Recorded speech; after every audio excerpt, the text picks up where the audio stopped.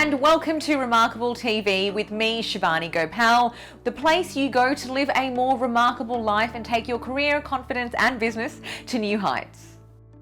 So today we're talking about how to fit it all in. You know, your dreams, your goals, your hobbies, everything that you've always wanted to do. Think about waking up in the morning and trying to meditate, getting out to exercise, planning your food and eating right. Oh, and then you want to plan your project, then you want to plan your meetings, then you want to plan your career and plan that business that you've always been trying to start. And oh my God, I can't even say it in one sentence. How are you going to do it in one day or 1 week? Look, if you're not doing it, I just want to let you know you're not alone. In fact, you're probably not doing it because it is so darn hard to do. And the reason for that is it's actually impossible for us to get all of this done in 1 day or 1 week or 1 month. In fact, so many of us grossly overestimate how much we can achieve in this tiny time span, and we grossly underestimate how much we could possibly achieve in 1 year, 5 years, and 10 years. So what I want to do in today's segment is quickly take you through a few top line tips on how you can actually achieve the things that really matter to you and get really clear on spending your time on the things that will get you closer to your goals. Tip number 1, get clear on the goals that are really important to you. Now, sure, if you're anything like me, you're going to want to do absolutely everything. I get it. I've been there. I'm still there. So get it all out. Use the experience to write it all out in post-it notes and have some fun with it.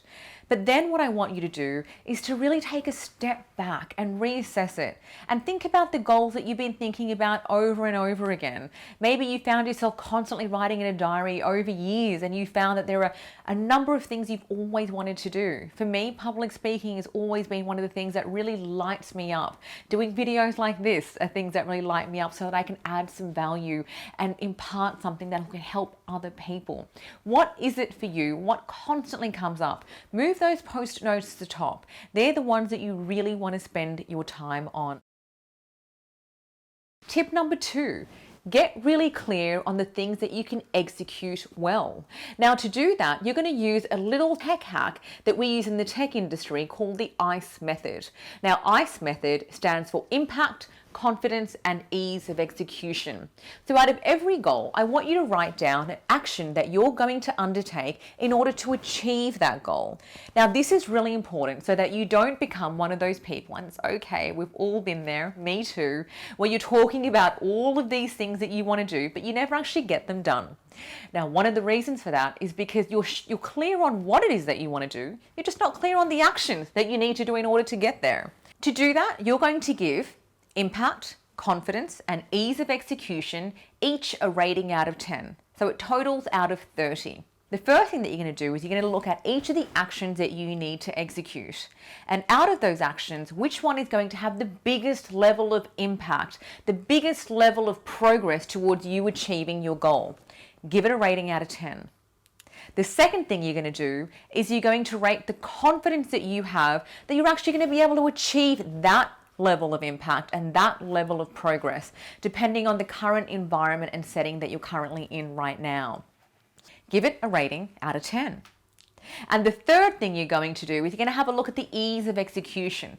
This one's super important because if it's a phenomenal idea and a phenomenal action that you're going to take, but it's really hard to execute, maybe it's going to cost you $10,000 to do. Maybe you need a team of 10 people in order to get there. Maybe you need 10 days or 10 weeks.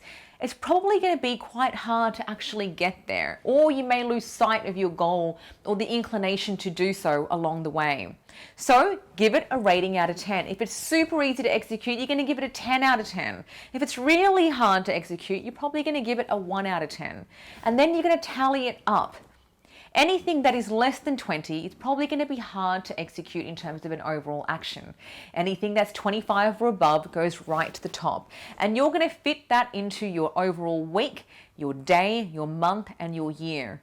And as a result, you're going to be able to work on all of the things that really matter to you, that really fulfill you and light you up from the inside. And believe me, all the other stuff that you want to do, it's all going to start to just fall away and dissipate from the sides. And you are going to be the kind of person that is actually going to do the things they said they were going to do. That is not only going to increase your confidence, but it's going to increase your ability to get more and more done through the power of momentum. And you, as a result, will be able to fit the things in that really matter to you. Now, there's another secret sauce to be able to fit in everything that you want in life, and that is to chunk out your time. And I do it through an ideal week. Now, signature members of The Remarkable Woman will actually get this resource, but I'll tell you what it looks like. So if you want to just execute it yourself, you can have a crack at trying to do so.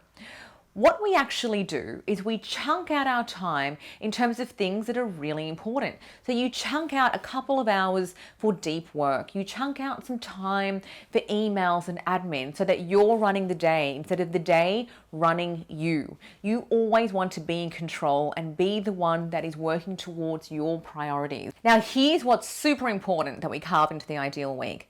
Time for your emails. If you let your inbox run you, you are going to find yourself completely overwhelmed, and you're going to be run by everyone else's priorities of what they want you to do, not you getting your job done and actually moving forward in your goals and your projects. So the ideal week actually looks like 2 set carves of time where you check your email, once in the morning and once in the afternoon. That way you can push everything out and you can respond to anything that's come back in. If you're feeling uncomfortable about this because we live in an instantaneous world, you can actually put a really friendly out of office in there saying, hey there, what I'm actually doing is trying to take control of my day, my priorities, and my inbox. Accordingly, I check my email twice a day, at 10 a.m. and at 3 p.m. If you need me in between it and it's urgent, send me a text. If not, you'll hear from me soon.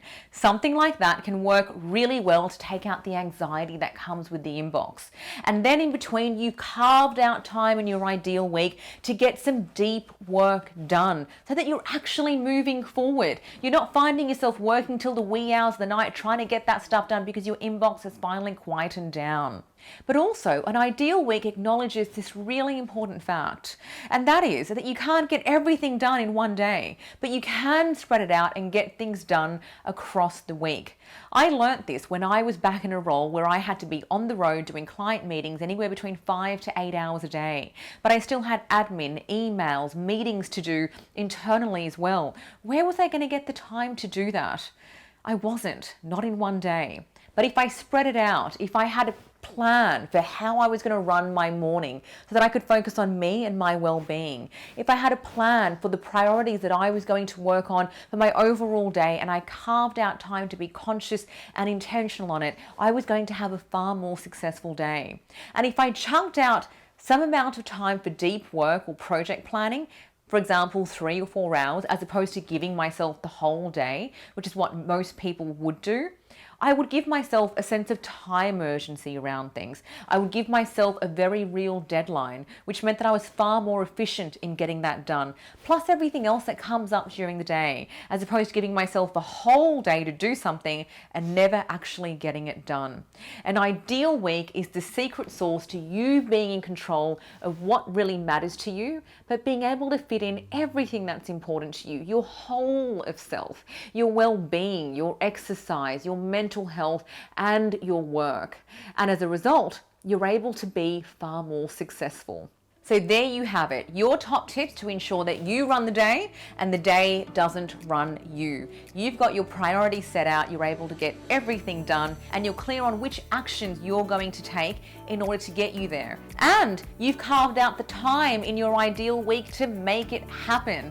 So there you have it, go out and get them. But before you do, don't forget, if this has helped you, like the video, please comment and let us know what you thought and what else you want to hear about, because I do want to help add value to your day. And please share it with your friends and don't forget to subscribe. That's all from us from Remarkable TV. I'm Shivani Gopal. Thank you so much. Until next time.